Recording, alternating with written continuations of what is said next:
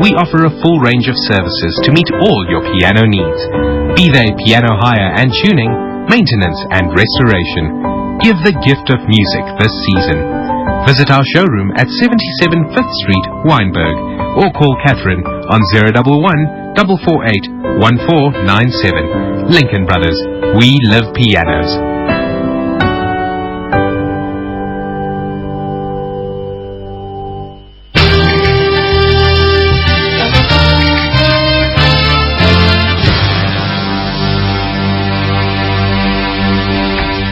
Welcome back to Classic Government, brought to you by Telkom. We are talking about the e-tolling system that's likely to come into effect in Gauteng next February unless COSATU, the Democratic Alliance and affected industry players have their way. We did invite Central to speak to us this week, but they've said they have no one to speak to us on this subject. But Central is an agency of the Department of Transport. Mahlalela is with us. He's the Director General of Transport. Also on the line is Melissa Storey of First Car Rental. In the studio is Louw. He's the Executive Director of the Free Market Foundation. Mr. Mahlalela, I know I have to let you go, but I want to ask you a quick question. Where are we at now? Give me a final word. We're going ahead with e-tolling, at least the first phase, and then what happens next? We are going to have a summit of all the stakeholders where we are going to be discussing the future funding strategy and funding framework for road construction and maintenance in South Africa. That's where we'll discuss which are the key priority projects in South Africa and how do we fund them, and so on and so on. So that's what we're busy preparing. We're consulting various key stakeholders, which will then culminate in that. Shouldn't you have done that in the beginning? Start with the summit and then implement policy. No, as I'm saying, the roads were built 5 years ago. We have learned a lot of things from that experience. We are saying the issue of funding for roads has to be discussed as we move forward. I don't think it will help the debate if we keep on going back to whether there was consultation or not. The issue is that the public talk together, all of us, public and government, all of us are saying, let's review this issue of funding. How do we fund it as we move forward? You have to admit though, that mistakes were done and the situation could have been handled a little better than this. No. The untidiness of it. No, you can't.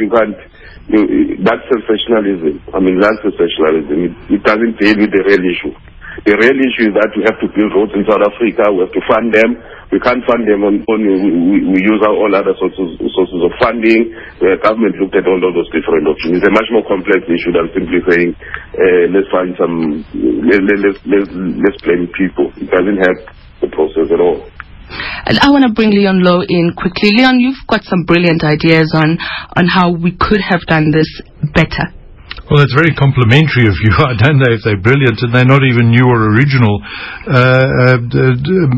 Mr. Mahlalela, what fascinates me is that I'm one of the few people that's old enough to remember that we used to have in South Africa a dedicated road fund, and what that meant is that we tried to match road usage with road cost and construction, and all revenue collected from transport, for example, import duties on vehicles, excise duties on batteries and tires, fuel taxes and so on, license fees went into the road fund, and that was not a precisely efficient way, but a reasonable way of matching the use of roads with the cost of roads, and it funded the roads. Unfortunately then, during the 1970s or so, the then Minister of Finance decided to hijack this money for general revenue, and we've then had an underinvestment in roads ever since.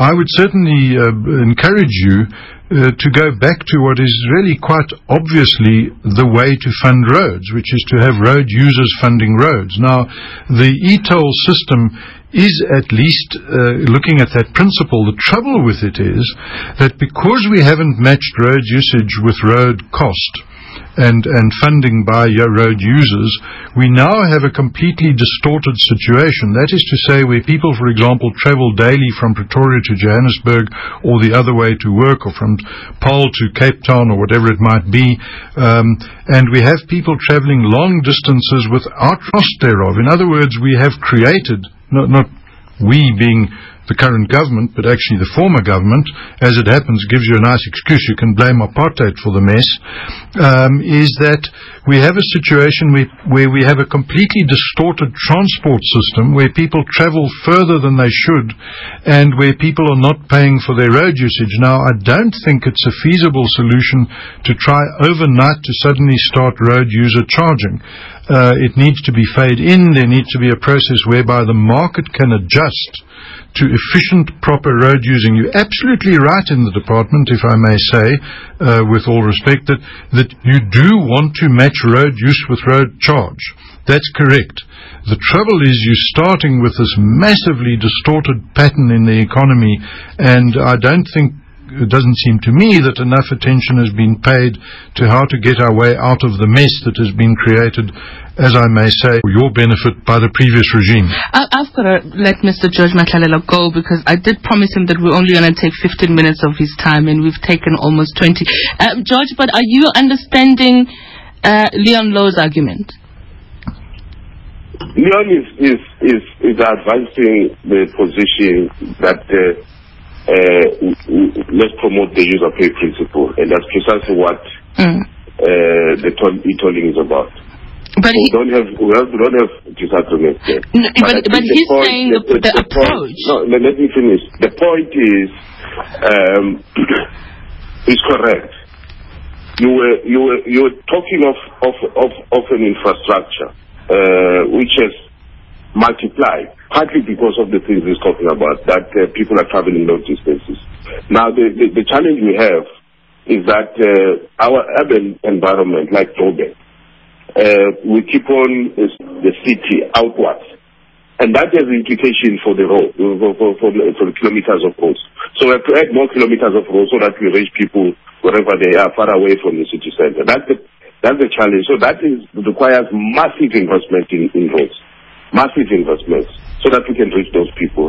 Now, those massive investments cannot be generated from fiscals alone. We need to find other ways of, and the user pay principle has been regarded as one of those, in whatever form, whether it's through the fuel levy or through whatever. All of those are user pay principles.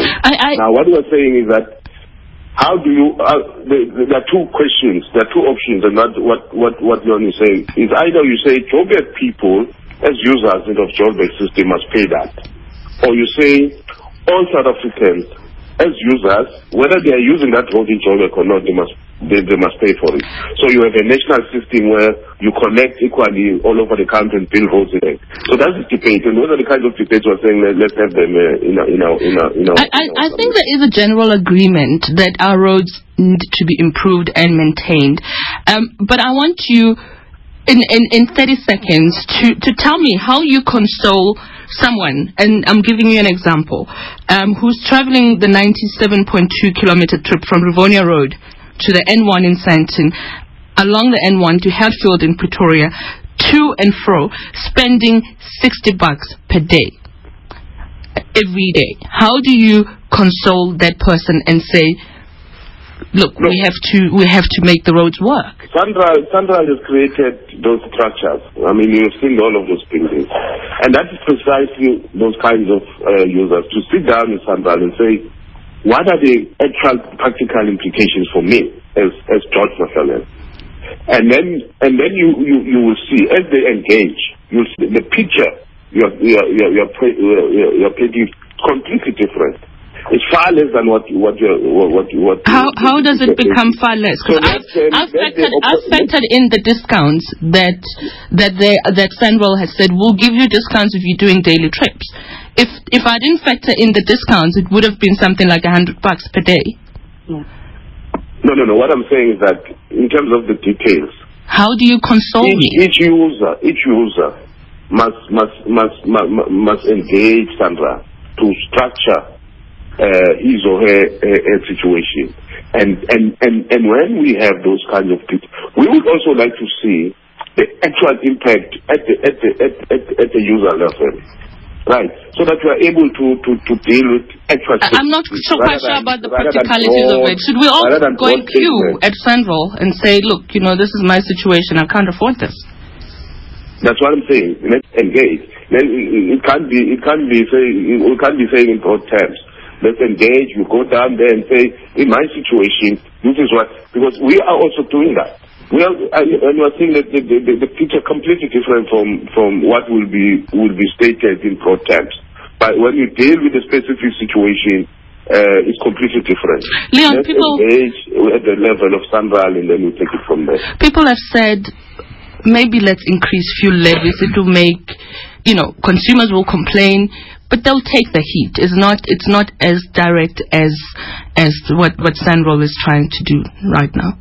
Yes, I think, this is the same principle, but and probably somewhat better than the cost of infrastructure and actual e-tolling, although the e-tolling does at least tie the travel the user pay to the usage.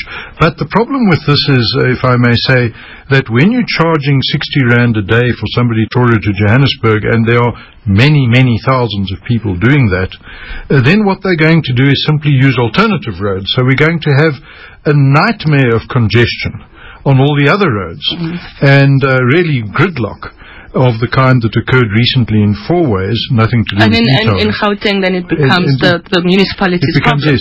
So I think the problem here is that when you are trying to overcome an historically created market distortion for which the current government is not responsible, you have to do that by a very carefully considered dynamic process. It must not be an event, but a process over years during which people can readjust where they live and where they work and so on. They can't do this overnight, and we are going to cause a massive problem on the other roads, and you don't have to be a rocket scientist to predict that.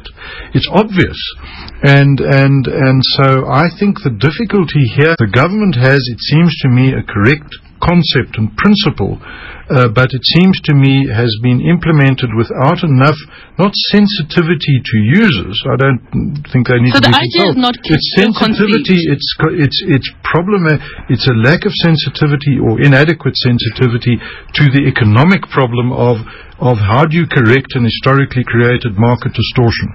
Melissa, you are still with us? I am. I want to bring you in. What are you guys going to do now? I mean, have you taken a position that you are getting ready? Well, it would be irresponsible. I think we've lost the minister, the Director General, but it's okay. Let's continue with Melissa. Sure. It would be irresponsible of us not to prepare for it.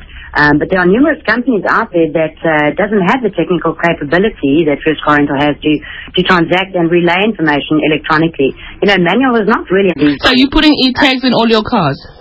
No, we are not. I'm saying that we've got the capability to do so. That would be a last resort and only forced by law to do so. Manual is not an option for Sanral, firstly. They can't cope with it. Their service can't cope with it. Even if they say that they do. It would be disastrous if people didn't put e-tags in their vehicles for Sanral. So that is the message that we'd like to get across. The majority of car rental companies and fleeting companies can't even get traffic fines redirected properly, which is a similar concept, and toll fees will be much more volume than traffic fines. I'm not in support of e-tolling at all, but obviously you would need to prepare for it, we can't suddenly come February, and if we are obliged by law to do so, suddenly say, okay, well, sorry, now we're not ready. So we have to prepare for it, but the reality is that the majority of fleeting companies are not ready for it and will not be able to be ready for it. Are you still engaging with government at all? Well, we support it through SAVRALA, the South African Vehicle Leasing Association.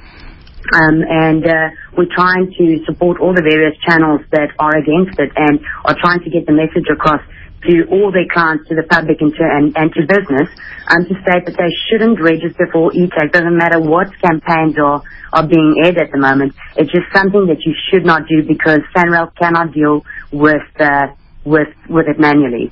And that is our Classic Government for this Thursday, brought to you by Telkom. We'll be back next week, Monday to Thursday, between 7 and 7:30 to interrogate the government's decisions and their effects on our economy. From me, Benedict Dube, and the rest of our news team, it's a very good evening to you.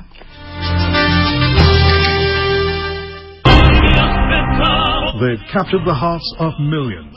Now, Il Divo.